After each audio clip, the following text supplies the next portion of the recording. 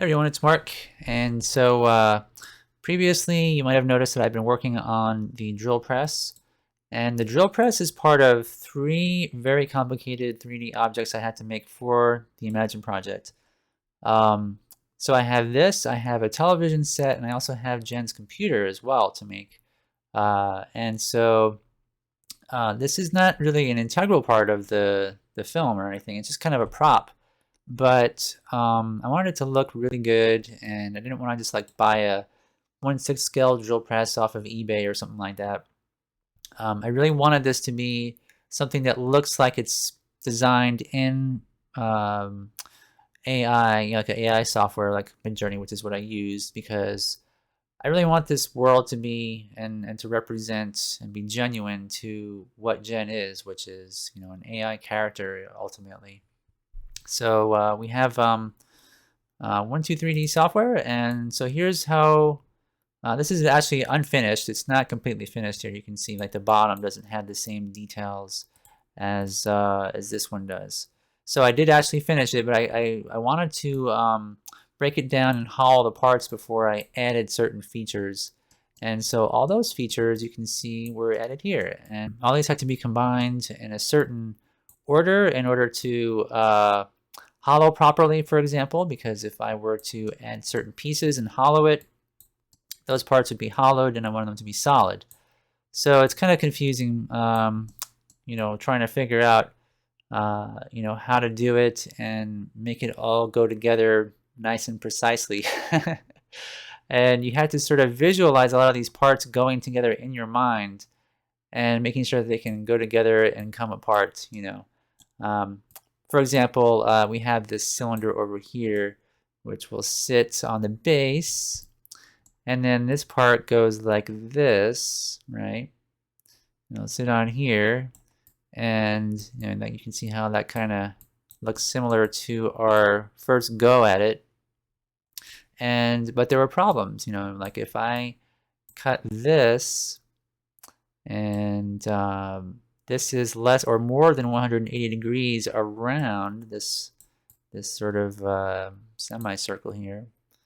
If that were more than 180 degrees, when I print it and try to put it on here, it would have problems slipping in from this direction. And if the tolerances aren't really good when it's 3D printed and the 3D printer isn't as precise as what I have here, then trying to slide it down from the top would be difficult too. So there are all these things to think about, and there's all these little details that made this thing just such a gargantuan project, even though it's just one thing. So we have our cylinder here as well. This is where the drill bit goes. So we have our chuck piece, and then this has to also be mechanical, and it goes right down in here through this hole. It can go up and down, and I have some 1mm drill bits that I use to drill the eyeballs of my puppets. And so this hole right here is 1mm in diameter. So I'm going to have an actual real drill bit, coming out of this. So there's like a lot of things like that that I had to just, figure out and measure and plan. And there's going to be lights that's going to have puppet putty in these holes. And there's going to be a UV light, which is a small 5mm LED that's going to go right through the inside of this, poke out right here, and shine inside this hollow space. And it's going to light up this whole entire interior. And these parts will go on the side and have puppet putty, which will glow under the light and shine through and kind of have like a sci-fi look, just like the drawing, which you can see here.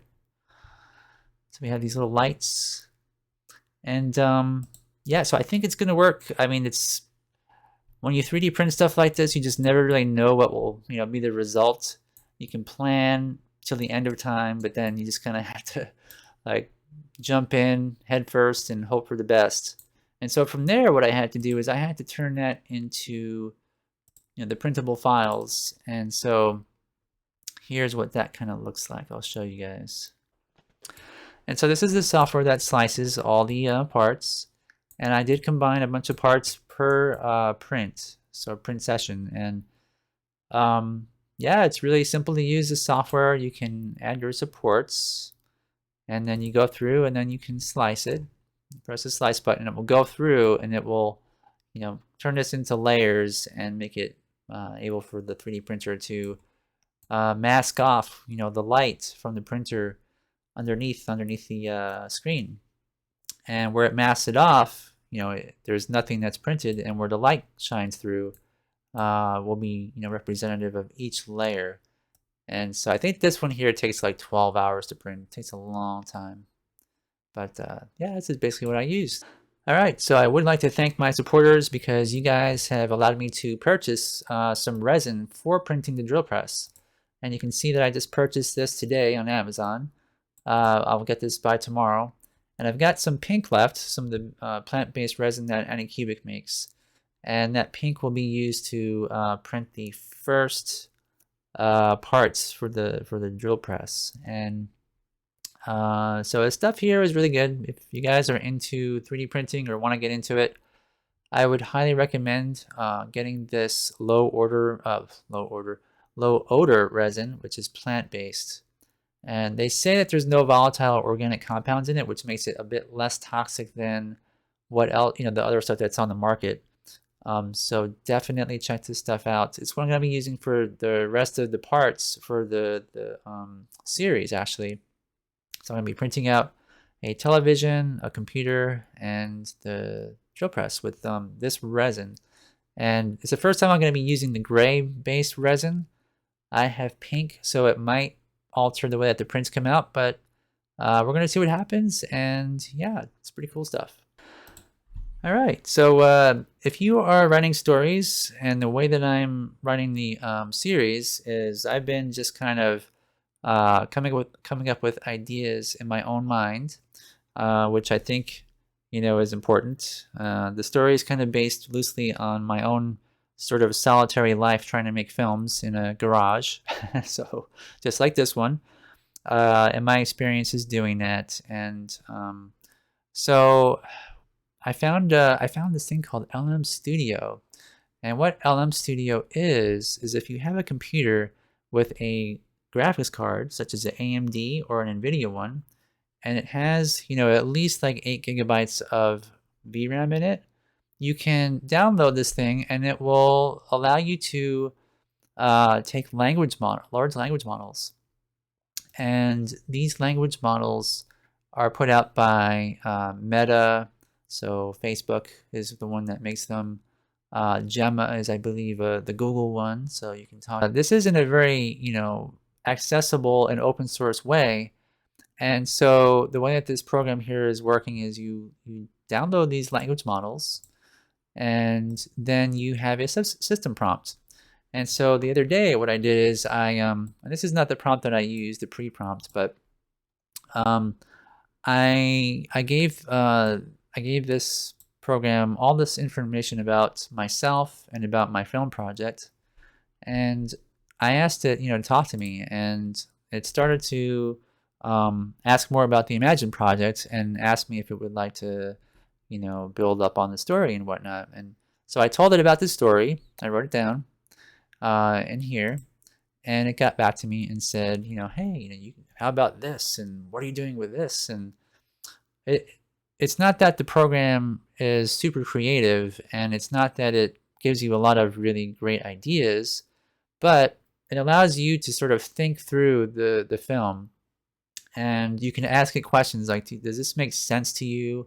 And it will get back to you and say, well, this kind of is a weak part of the story or whatever. Maybe you could make that part more exciting, or give like suggestions. So just as a quick example, I'll just say, hello, I'm Mark, and I'm writing a stop motion series about a character named Jen.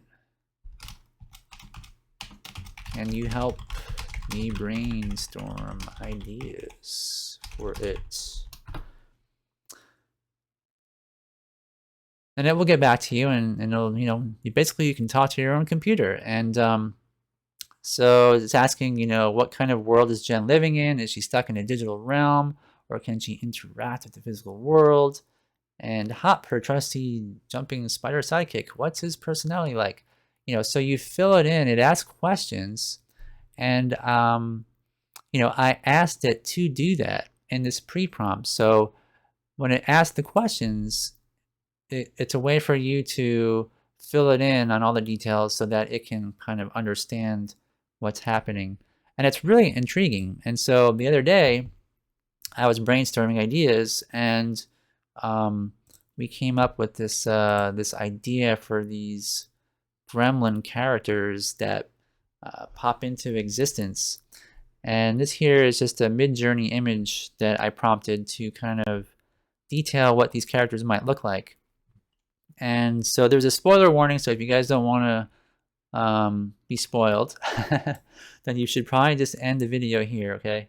But the idea is that Jen is in this digital server living there, and these characters, these cat characters, when they come into the digital realm, actually are human hackers. That what they do is they're going to try to hack the system and kill it, kill Jen off, because she represents AI and its convergence, with art. They're rebelling, and so they hack into these systems, and everything is kind of done in a metaphorical way. One of the things is that they have tails, which will have Ethernet cables on them, and then digital devices on themselves, like little keyboards on their arms and stuff. And they're going to go in there. There's going to be an episode where Jen has to, deal with them, and it's, very harrowing. And there's going to be like smoke around their bodies as they come in, and they're going to like unleash things to, hack into her and stuff. So I thought it would be kind of cool. And that was all just done through brainstorming through LM Studio. And yeah, so this is a really cool program. I thought you guys might be interested to learn about it for your own story writing. So anyways, I think that kind of covers everything right now in terms of what I need to do. Like I said, there's a TV set and a computer that has to be designed, and how that's going to happen is I need to look through some pictures that I have. These are all things from Midjourney. I'm going to go through here and try and prompt Midjourney to get some more photos of like a computer design. Here's a photo. This is one of the photos that came up early in my prompting. This is like when I first started the project. And there was a computer there, and I thought, oh, it'd be kind of cool if you could interact with the world through that. But the design is very vague here. It's like maybe a laptop or something, and it's not even defined. So I'm gonna have to come up with a better defined design. That's kind of my plan right now. And then next weekend I'm gonna start working on the computer.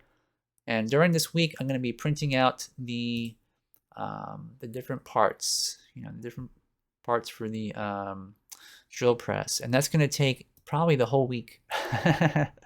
Because each one of the prints takes at least 12 hours, So anyways, thank you guys for watching. I know this isn't really a super well edited video. It's kind of maybe a bit boring, but I'm just kind of filling you guys in. And thanks for watching, and thanks for your support. Catch you all later.